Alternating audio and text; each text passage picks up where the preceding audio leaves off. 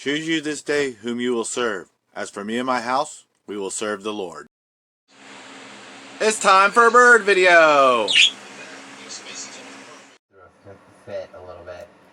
They didn't want us to interview him. They were like, well, he's a victim, and didn't want my investigators or my attorneys to interview him or ask him questions. They just wanted to do it private, non-recorded, and the judge said, no, it's going to be recorded. And then a couple hours later, they say, oh, he asked for immunity and we're not going to give it to him, so we're not going to be calling him as a witness.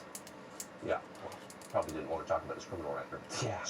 So you're running, trying to get to the police lines. You see the mob coming after you. Let's execute him, they're saying. And then out of nowhere, you get dropped to the ground by the guy who kicks you in the head. Did you see him coming? I did. To backtrack a little bit, actually, as I'm running, Gage Grosskreutz came up to me with his phone and put it in my face, and he said, what are you doing? Did you just shoot that man? And I told him I'm going to the police. And he said, oh, okay, and ran off, and I kept running to get to the police. And that's when Anthony Huber strikes me with the skateboard as I'm running before I'm on the ground for the first time. And then I'm hit with a rock by somebody in a white tank top. And that's how I end up on the ground. And I have 4 people around me from what I remember.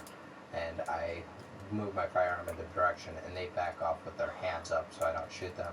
And then Jump Kick Man keeps coming, and that's when I fired 2 shots at Jump Kick Man. Wow. And you miss him, and he kicks you. Yes. Then what happens? After Jump Kick Man is running off, Anthony Huber comes up and he grabs the barrel of my gun, and then he hits me with his skateboard holding his trucks, and that's when I shoot him 1 time. Where did he hit you with the skateboard? He hit me in the back of the head, in the neck. The back of the head towards the neckline. Did you think you were going to be killed at that point? I did. Then what happens?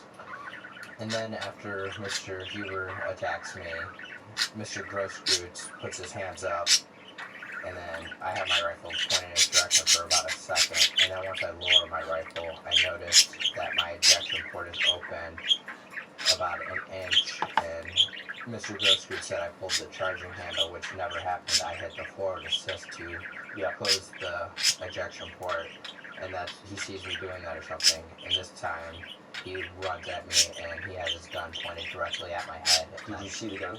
I did. What, do you think he was going to shoot you? I did.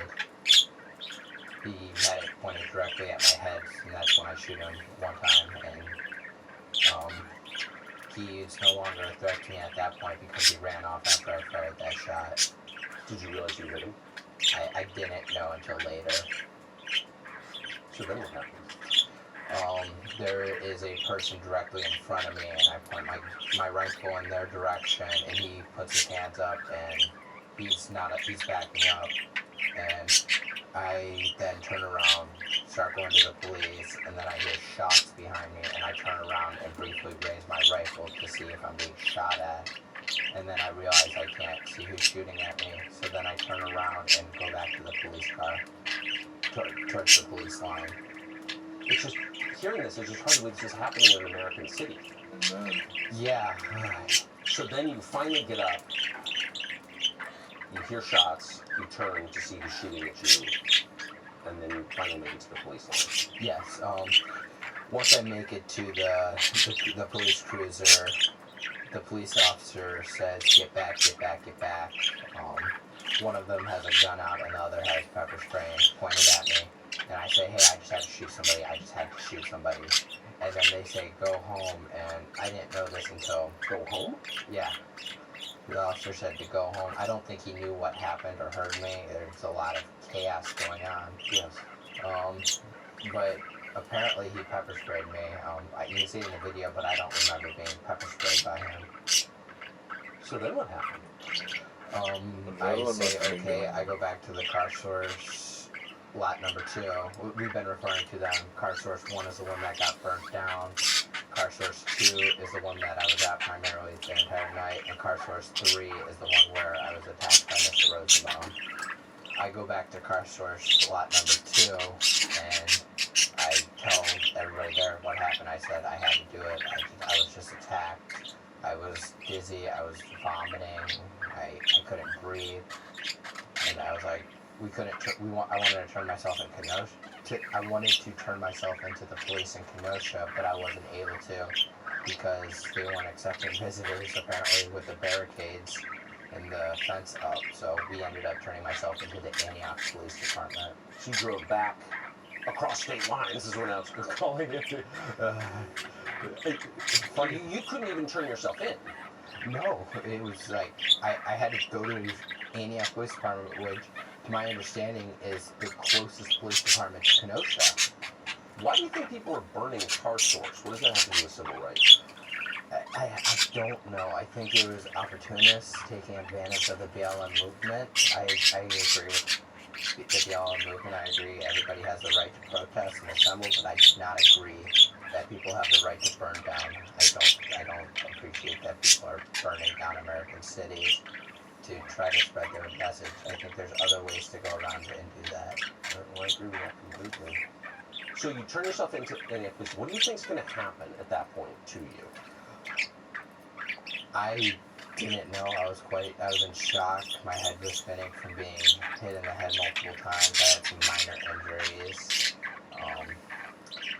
I just didn't know. I didn't know I was going to be arrested for defending myself because everything was on video.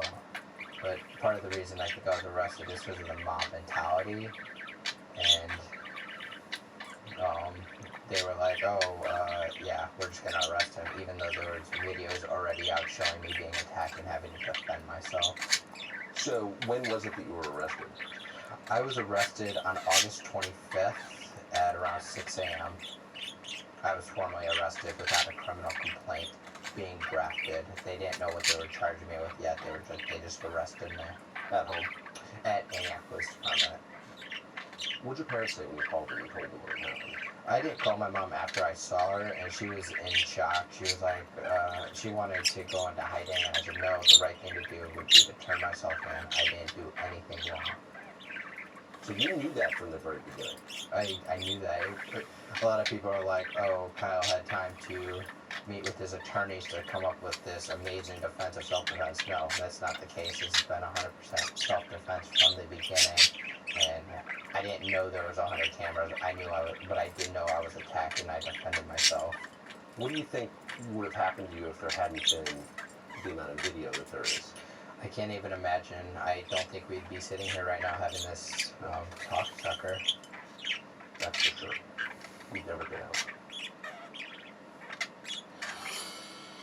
Rittenhouse knows perfectly well the only reason he's free is because he can prove what actually happened thanks to those videos, but it didn't prevent him from going to jail anyway. He did for a longer period than most people understand.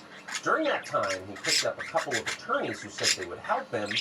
In his view, they badly abused him and his family and their trust. I agree. I'll tell you a lot about that in just a minute, and about the prosecutors. Also, with programming note, we had cameras behind the scenes throughout much of this case. Our Tucker Carlson original documentary called The Trial of Kyle premieres in December. Answer the phone, Joshua!